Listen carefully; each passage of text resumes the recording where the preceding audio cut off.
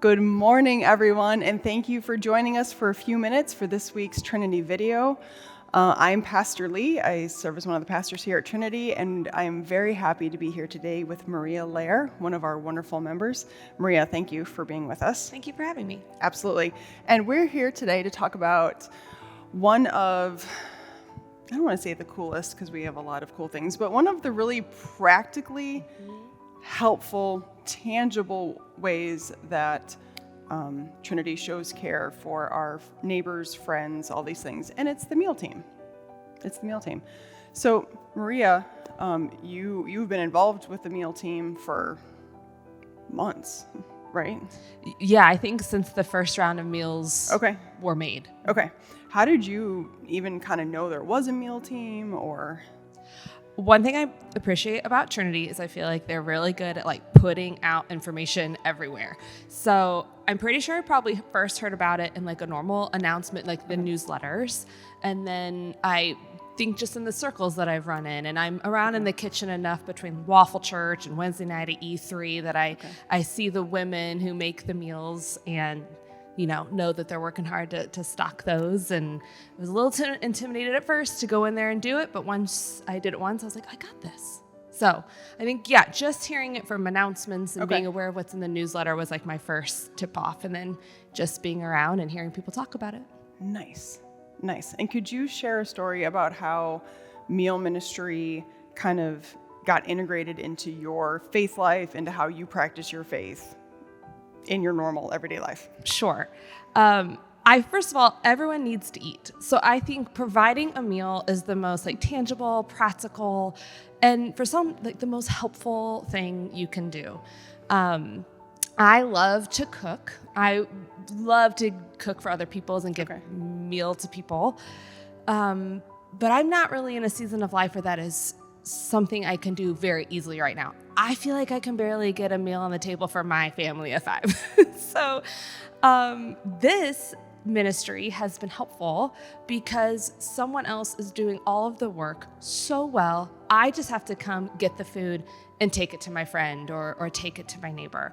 So something that I've always loved to give to other people and have been sad that I haven't been able to find time to integrate that right now in my busy life is now made possible because of the help from my church. So it's taking out a huge step of planning the meal, getting the ingredients, putting it all together, freezing it in these wonderful little packages.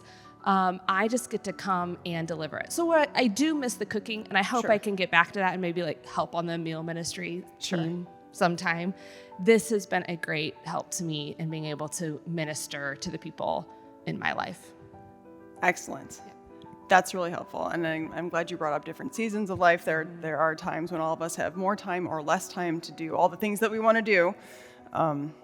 So yes, a strength of this program is we have people who are willing to cook. If you would like to be on the list of the people who get the email of, hey, we're going to cook on this day for this chunk of time, just because you sign up to say you're going to cook doesn't mean you have to cook every single time. That's just A, impossible, and B, everyone's schedules.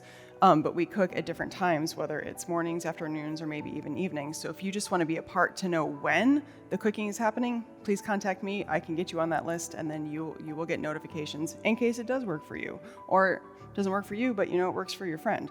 So lots of opportunities. As Marie was saying, the food is made here in our beautiful church kitchen with all of the health and safety precautions in place. And for show and tell, so our meal team always makes some sort of meal, like a casserole or a main course. Yes, right? I don't feel like there's something lacking in the meal. Yeah, there's something there to provide a full meal. Yes, so there's always one of those. There's always a soup. And on all of the things that we make, there is always a list of ingredients. That way parents and other people can look for allergy infos or things they need to know. Also instructions on how to reheat the casserole or the soup. And because we have a number of bakers in the congregation, there's usually some sort of baked good treats. These were blueberry muffins, we've had corn muffins, we've had bread muffins, any number of things, again, with the ingredients and how to properly warm it up. And there's usually cookies too. That's right. There are cookies. The kids like that. I took them to my neighbors next door one time, and I think the cookies were consumed immediately, but they were very excited about the cookies. Eat dessert first. Yeah, why not? Eat dessert Yeah. first. Another thing about the meal team, in the kitchen is where you find all this food. Yes. Was that hard for you to find the first time? At first, if you're not familiar with the kitchen, but I've also found feels like there's always someone in Trinity's kitchen. So someone just pointed me to the right direction. But really, I feel like once you go back into like where the fridges are, it's right to the left, like kind of across from the sinks. It makes sense once you see kind of right where the fridge is. But this was a very helpful indicator that I was at the right spot. Excellent. So there will always be this giant sign-up sheet on the fridge. And we just ask that you put your name and how many you're taking. We don't care how many. We just need to know how fast we need to cook again. And then we have a list of reasons someone might take a meal. And we wrote a lot of options so that you can maybe think outside the box. Like Maria, like what are some of the reasons that you have taken meals? Sure. Encouragement, which I loved, was on this list because it doesn't feel like a checking the box of, okay, hospital, or it just felt more open-ended. So I feel like I've encircled encouragement, and I can get more into some of those examples. But encouragement has been my number one. New baby in the family has been number two. And then I think like home from hospital, that kind of area. Yeah. Excellent. And Maria, I am going to put you on the spot a little bit. You had shared with me a particular story of what you don't just take meals to Trinity people, right? Right. So I think I've taken... I've done a handful of meal deliveries, and I think about half have been Trinity members and half have not. Because honestly, it didn't occur to me to have it be any other way, just because of the way Trinity is and caring for others and loving anybody and everybody in our community. What it has done for my non-Trinity friends is explain to them a little bit more in a very tangible way who Trinity is. It kind of takes down some of those assumptions people might have of a church when they're just looking from the outside in. But when someone shows up with a meal that's not someone from your own church, or maybe you don't even go to one, it tells them, it starts to paint them a picture of who we are. And that's one reason I love that the cards are from Trinity, and I make sure I note to them that this isn't just me, this is like my whole church loving you. And I think it really, one friend in particular, I think this friend that I was even just telling her about our meal ministry. And I think it really made her stop and think and pause that like, oh, you would do that for someone not in your church or just anybody, or that's just readily available to the members of your congregation.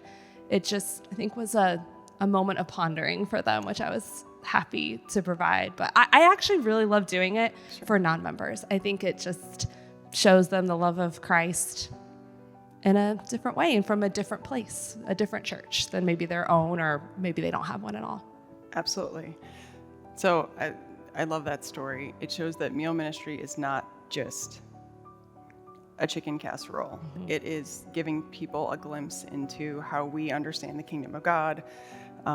Here at Trinity, we talk about God's abundance, that there's enough for everybody, and this is one way for people to get that differently. And another way that it's been helpful for me, and I think has helped the people that I've taken them to feel seen, is it can be pretty immediate. You know, I could hear of a need and get them a meal within the next 24 hours. Whereas if I was having to like get the groceries, prep the food, make it, and take it, I would need at least a few days with the chaos of my life. For sure. But I can hear of a friend in like the morning hours, you know, whose grandmother passed away, or has like 3 sick kids at home, or whose husband is out of town and she has 4 kids. These are all real life examples. I can just be like, I know I would want a meal. I know no one in that house needs to be cooking, and you can just zip over, get it, and go. It's easy. It's fast. And I love that it's fast, because I can't be that fast right now. Sure. Yeah. Sure. But as a church, we can be. Yes. Many hands. Many hands. Make light work. Maria, what would you say to someone who kind of knows there's a meal team, but they've never taken the step to take a meal to somebody for whatever reason? What would you say to them? If you're nervous about logistics, come in Laura can always help you. I think I even asked Laura the first time I walked in, I'm here to get meals. And I think she even asked me, do you know where you're going? And I said, I think I can find it. I'll come back and get you. So someone here can help. So if that's hindering you, let someone here in the building help you. If you're nervous about the dropping off or what will people say, you sometimes don't even have to interact with the person. Many a times I've just left it on the step. I don't actually want to be seen half the time. I just want to leave it there. And I may send a text because it is frozen, but luckily it's been winter, so I just left it on the doorstep. But now that it's getting warm, I'll leave a text, say, hey, something for you on the front porch. Hope it helps. So just there are some ways that if you're feeling nervous, you can overcome those, but it is really easy. It is such a gift. I know I would love someone to bring me a meal, and they're good. I've had quite a few of them. They're delicious. One tip I would have is bring a grocery sack with you. Oh, okay. Because it can be kind of unwieldy carrying it all back to your car. So if you come in to get it, I just bring a little Kroger plastic sack, and then I can just tie it and leave it all on the front porch. So, and my other tip is the meals are typically designed for one person with some leftovers. So if I'm taking it to a family, I grab multiple casseroles or multiple soups. And so count how many people you're serving and take appropriately. It's there for that. Absolutely. Thank you. Thank you for some great stories, some great advice for people who maybe haven't had a chance to try it yet, but might want to stick their toe in. And again, if you have any questions, comments, want to be involved in any way, please contact me here at the church, or if you see Maria on a Sunday morning. Yeah, I'd be happy to show you where the fridges are on a Wednesday night, a Sunday morning. I'm here, so please. So we hope that this can be something that you'll consider an invitation to be a part of. Have a great week, everybody. Bye.